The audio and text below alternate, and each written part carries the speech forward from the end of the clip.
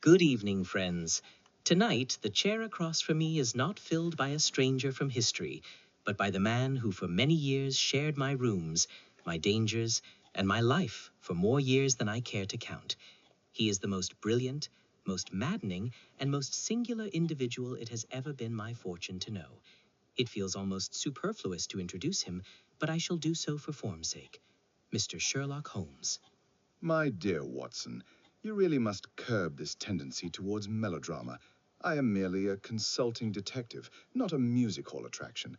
And I observe you have been polishing your boots with a different brand of blacking. Day and Martin's, unless I am very much mistaken. You never miss a trick, do you? Yes, I ran out of the old tin. But tonight, Holmes, the lens is turned on you. I want to ask you about the beginning. Do you remember that day in the laboratory at Bart's? New Year's Day, 1881? You were beating a corpse with a stick to verify how far bruises could be produced after death. Distinctly. It was a most productive experiment. And you, if I recall, appeared as brown as a nut and thin as a lath, fresh from your unfortunate sojourn in Afghanistan. You seemed a decent enough fellow, though I was initially concerned about your bullpup. A concern that proved unfounded, happily. You told me then, quite bluntly, I get in the dumps at times and don't open my mouth for days on end. You have certainly lived up to that warning. But tell me, this science of deduction of yours, do you ever find it a burden? To walk down a street and see not just faces, but histories, tragedies, and crimes written in the mud on a boot or the calluses on a thumb? A burden? No, Watson. It is a necessity. The world is full of obvious things which nobody by any chance ever observes. To see the world as a great chain of cause and effect is not a burden.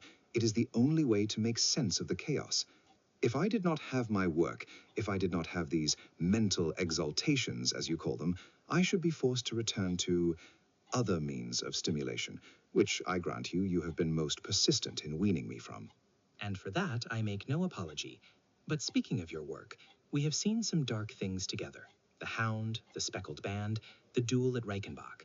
Is there one case, Holmes, one single mystery, that you look back on with a sense of, perhaps not regret, but unfinished business? There are cases where the game was won, but the prize was lost. I think of the 5 orange pips. Poor John Openshaw.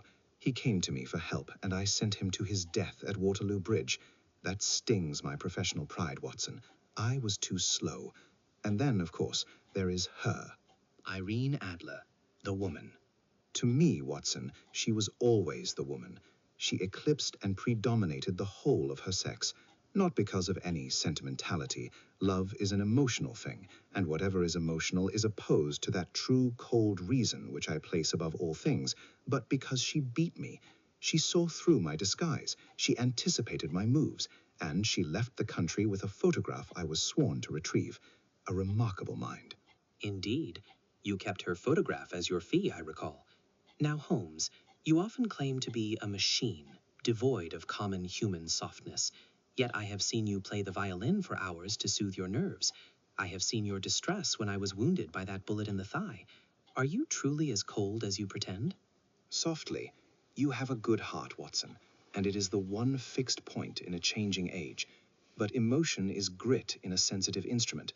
I cannot afford to care too much about the client, or I lose the thread of the logic. A surgeon does not weep over the patient while he is cutting. He cuts. I must be the surgeon of crime.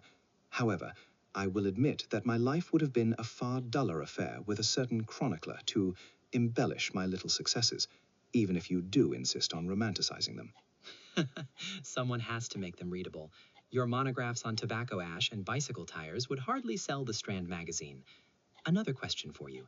If I may ask you about music.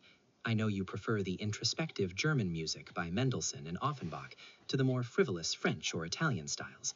But do you have any favorites? Why, Mendelssohn, Watson. Some of Mendelssohn's Lieder, certainly. There is intensity in Hoffmann's Barcarolle.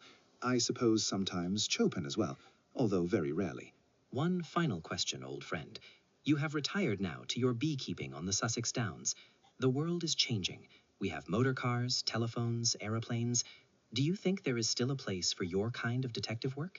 For the magnifying glass and the tape measure? The tools may change, Watson. The criminal may use a telephone instead of a telegram, or escape in a motor car instead of a hansom cab. But the human heart, greed, jealousy, revenge, these things do not change. As long as there is darkness in the human soul, there will be a need for someone to light a lantern and look into the corners. But for now, the bees are far more soothing companions than criminals. They have a strict order, a clear purpose, and they never ask me to find a missing duchess. I am glad you have found some peace. Holmes, it has been an adventure, my dear friend. Thank you. The game is never over, Watson. But for tonight, yes, thank you. And there you have it, the man himself. Not a machine, but a mind on fire. Thank you for joining us on this journey through the archives. Until next time, this is Dr. John Watson, wishing you a safe and peaceful night.